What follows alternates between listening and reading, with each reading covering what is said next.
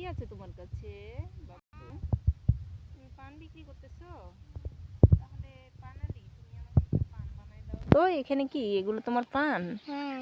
ও আচ্ছা, একটা আমার জন্য পান বানাই দাও। আচ্ছা, একটা পান বানাও তোমার জন্য। ও আমার জন্য পান বানাবা? বাহ বাহ। তো কি কি দিচ্ছ পানালি? আদা দিব, সাদা দিব, রসমালাই, একটু জোরে বলো। মিষ্টি দিব, সুপারি দিব। আচ্ছা বানাও তোমার জন্য। এটা তো কেমন হয়ে গেল না, পানের জায়গায় চা আসছে। আমি তো চায়ের কিছু দেখতে পাচ্ছি না। একটু বলো।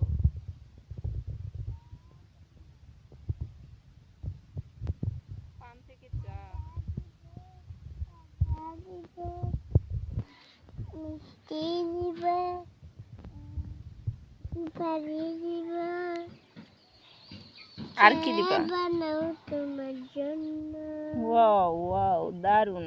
এইরকম তো আমি পান কখনোই খাইনি। মানে পানে যে আদা দেয়, সুপারি তো দেয় সেটা জানি। আর কি দেয় যেন পানে? কি কি দেয় বলো? মিষ্টি দেয়, ঝাল পাতা দেয়। ও, ঝাল পাতাও দেয় চায়ে। দারুণ না? অনেক দেয় না? হয়ে গেছে পান। ওয়াও, দারুণ তো। তো এইখানে তো অনেক কিছু আছে পান বানার জন্য। জর্দা, ধনে, মিষ্টি, কি যেন কি কি বললো আরো, সব কিছু রয়েছে এখানে। পানও রয়েছে আর এখানে পানালিও রয়েছে। ওয়াও, দারুণ। Thank you Panali. তোমার পানটার দাম কত? কত দাম? 5 টাকা। 5 টাকা মাত্র? ওয়াও ওয়াও, অনেক সুন্দর পান আমাকে বানিয়ে দিয়েছে আমাদের এই ছোট্ট আজিজা পানওয়ালি।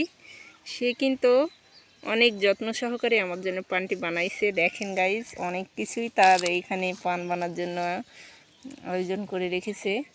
আর আমি এই প্রথম শুনলাম পানের জায়গায় চায়ের গল্প। আদাও যে লাগে পানে, সেটা আমি জানতাম না।